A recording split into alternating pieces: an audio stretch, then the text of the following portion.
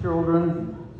I had two girls in one town and a boy in another town, and they all had grandkids, and we wanted to spend time with them, so I sold everything I had, my house, my businesses, my family ownership, and we moved to a little town that ended up about an hour's drive between my son with his three kids and my two daughters in another town with their 5 kids. So the first thing we built was about a little 300-acre farm, and the first thing I built was my workshop. And that was going great, and we were building the house, and everything couldn't have been better. And added to all that, I was celebrating 20 years of complete sobriety. I had worked a 12-step program.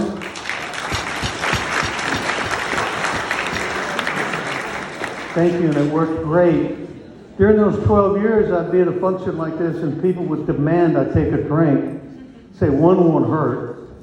And I got tired of saying I had a problem, but I said, you know what? I'm allergic to alcohol. If I have a drink, I break out in fist fights, chasing your wife around the room, complete memory loss of the night before, waking up in places I don't know where it is. So they would leave me alone after that. Anyway, things were great.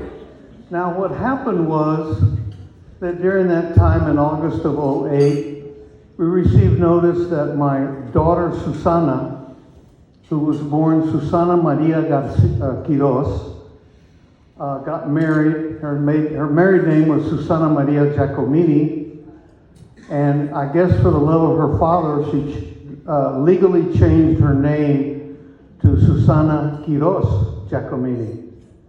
Well, we got word that they were in a private airplane with the 2 kids, and their husband was the pilot, and they were lost in a snowstorm, and it took 3 days to find them.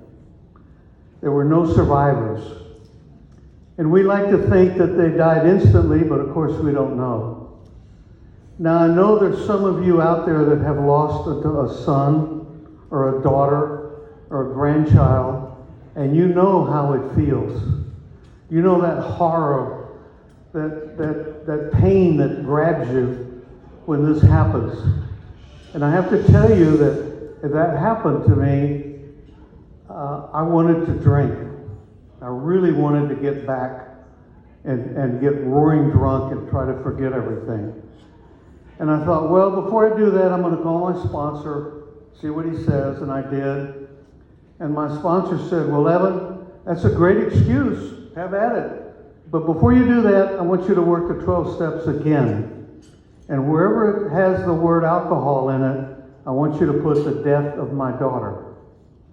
So step 1 says, I'm powerless over alcohol. So I had to put in there, I'm powerless over the death of my daughter. Now step 4 is you write down all the bad things you've done. And I had done a 4th step before, but I had completely forgotten that 20 years before then, in Vietnam, I was a pilot, and I blew up a barn in Cambodia, just because I could. The airplane I was flying by myself had rockets and machine guns, and I don't know why, but I just saw this nice pretty barn, and I thought it'd be a good idea to blow it up. I don't think I hurt anybody because I didn't see anybody going in and out of it, but I don't know. But that really bothered me. So when I got to the 9th step, which is to make amends, my partner, or my sponsor, said, Evan, you got the resources. Go to Cambodia. See what you can do. So I went to Cambodia. It's a grueling flight from Texas. It's 36 hours. And I got to Cambodia. God put me with Sita. Sita put me with Chris. And in discussions with Chris, I found out what he was doing. He had built 3 schools, was out of money, and wanted to build a total of 10 or 7 more. So he took me to a school that had just finished. And I have to tell you, when I went to that school and saw all those kids, my heart just exploded thinking about my 2 grandkids that were now gone. But here were all these kids running around getting an education that they never would have had a chance to get.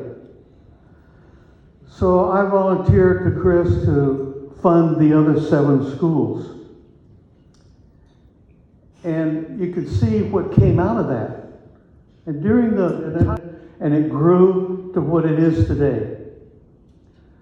So I don't know, I know that I have fulfilled my obligation, if you will, whatever that means, in that barn, and repaying what I had done by helping build these schools. But I continue to support UWS, and for several reasons. One is, Chris very early on formed a board of some very fine gentlemen, mostly to keep him from running amok and having some order. So they have a great business model. I know that the money that I have given has gone to good business practices. There's no Learjets, there's no huge salaries. So the money is all very well spent. And I guess best of all is I have an excellent, good feeling within me every time that I think about those kids that are now getting an education. Thanks for listening. God bless you.